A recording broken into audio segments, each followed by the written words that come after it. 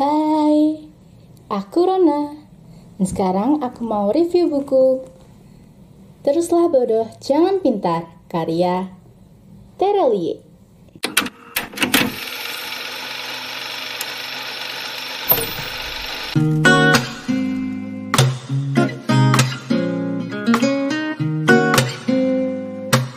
KKN, korupsi, kolusi, nepotisme dibahas tuntas dalam novel ini.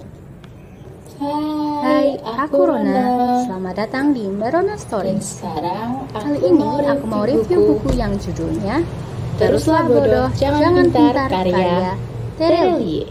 Buku ini diterbitkan oleh PT Sabak Grip Nusantara pada tahun 2024 dengan jumlah halaman 371 halaman.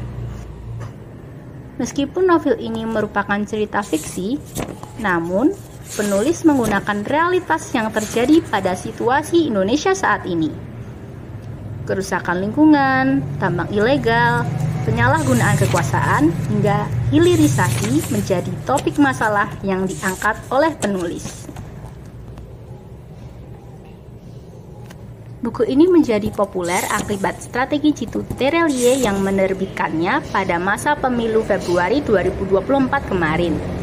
Seperti yang kita tahu, setiap 5 tahun sekali, isu-isu yang tidak terselesaikan seperti pelanggaran HAM, korupsi, penghilangan orang kembali mencuat di jejaring media. Aku tertarik membaca buku ini setelah melihat banyaknya ulasan positif di sosial media. Langsung saja kita mulai di bagian blurb terlebih dahulu. Saat hukum dan kekuasaan dipegang oleh serigala buas berbulu domba. Saat seluruh negeri dikangkangi orang-orang jualan sok sederhana tapi sejatinya serakah. Apakah kalian akan tutup mata, tutup mulut, tidak peduli dengan apa yang terjadi? Atau kalian akan mengepalkan tangan ke udara, lawan? Blurb yang sangat menarik perhatian saya. Dari covernya sudah mulai ketebak apa yang akan dibicarakan penulis. Pada bagian depan terpampang jelas tangan yang menutup mata dan mulut seseorang, dan pada bagian belakang 7 tangan serigala yang memukul palu sidang. Secara garis besar, novel ini hanya menceritakan tentang alur persidangan dari awal kasus hingga selesai. Sidang tersebut adalah sidang konsensi tentang sebuah perusahaan tambang besar di Indonesia untuk tetap melakukan usaha pertambangan atau tidak. 7 orang dengan background yang berbeda bersatu melawan korporasi tambang bernama PT Semesta Minerals and Mining. Mereka adalah 2 aktivis pecinta lingkungan, wartawan, penulis, sutradara, pemilik kedai kopi, dan 1 anggota yang baru terungkap di penghujung cerita. Perjalanan sidang berjalan berliku-liku. Berbagai saksi telah dihadirkan dengan membawa cerita masa lalu kelam akibat ulah korporasi bersama rekan-rekannya. Pembaca diajak menyelami cerita masa lalu para saksi, dimulai dari bagaimana para saksi bertemu dengan PT Semesta Minerals and Mining yang kemudian memberikan dampak buruk pada dirinya maupun keluarganya. Di sisi lain, PT Semesta Minerals and Mining juga memaparkan bukti-bukti kuat untuk menyanggah tuduhan. Dengan menggandeng pengacara besar, Hutma Cornelius, PT Semesta Minerals and Mining menggunakan berbagai cara untuk memenangkan persidangan. Pemalsuan dokumen, suap, penghilangan nyawa, hingga menghadirkan saksi palsu dilakukan demi menutupi praktik ilegal korporasi tersebut. Lalu, bagaimana hasil akhir persidangan? Novel ini memiliki kelebihan, antara lain, bahasa yang sederhana. Awalnya, saya merasa buku ini menjadi bacaan yang sangat berat dan bahasa yang berat pula. Namun, Terelie mampu mengemas alur yang rumit dengan sederhana. Alur yang dipilih merupakan alur campuran. Pembaca akan diajak kembali ke masa lalu untuk melihat hal yang mengakibatkan persidangan itu terjadi. Sering bergonta-ganti alur tidak membuat pembaca bingung karena penulis selalu menggunakan kalimat yang menyatakan waktu kejadian. 2. Menambah pengetahuan. Buku ini bagus dibaca untuk menambah pengetahuan. Contohnya pengetahuan tentang permasalahan lingkungan, sosial, keluarga, hingga ke ranah hukum dan pemerintahan. Penulis menjelaskan dengan detail mengenai permasalahan agraria di Indonesia. 3. Konflik yang berani. Banyak kalimat ditulis dengan berani dan menggunakan kata-kata frontal. Inilah alasan buku ini dilabeli 18+.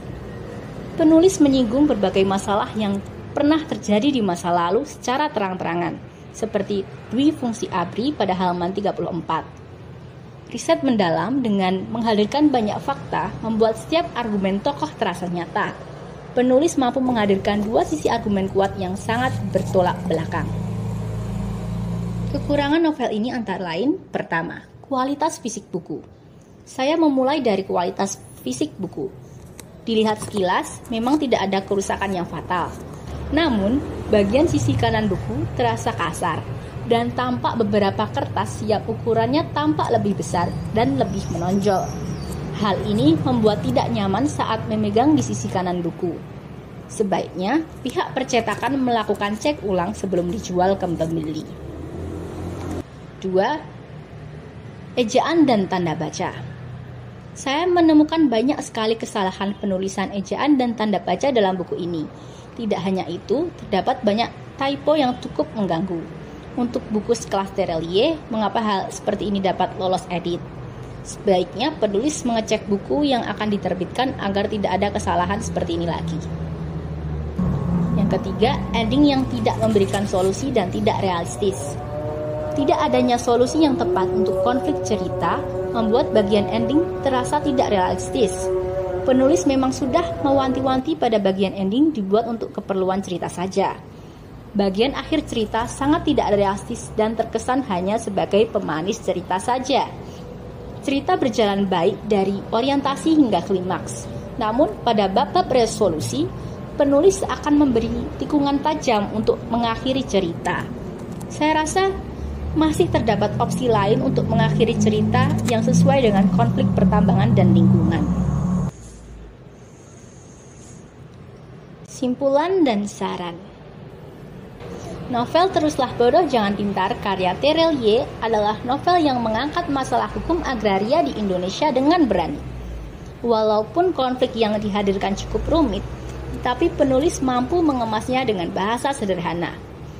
Novel ini mengajarkan pembaca untuk peduli mengenai masalah lingkungan dan sosial di Indonesia. Sayangnya, kualitas fisik buku, ejaan, dan tanda baca patut lebih diperhatikan. Sebaiknya, penulis perlu mengecek kualitas isi dan fisik novel sebelum diedarkan. Penyelesaian masalah yang tidak realistis dan lebih baik jika terselesaikan sesuai dengan konflik yang sudah dikembangkan dari awal cerita. Baik dari kelebihan maupun kekurangan buku ini, novel ini cocok dibaca untuk kamu yang ingin memahami kondisi negara kita saat ini. Cerita yang dikemas secara sederhana dan berani akan memberikan banyak pengetahuan baru untuk pembaca. Next, lanjut review apa lagi? Aku kasih rating 4,5. Sekian dari saya, sampai jumpa.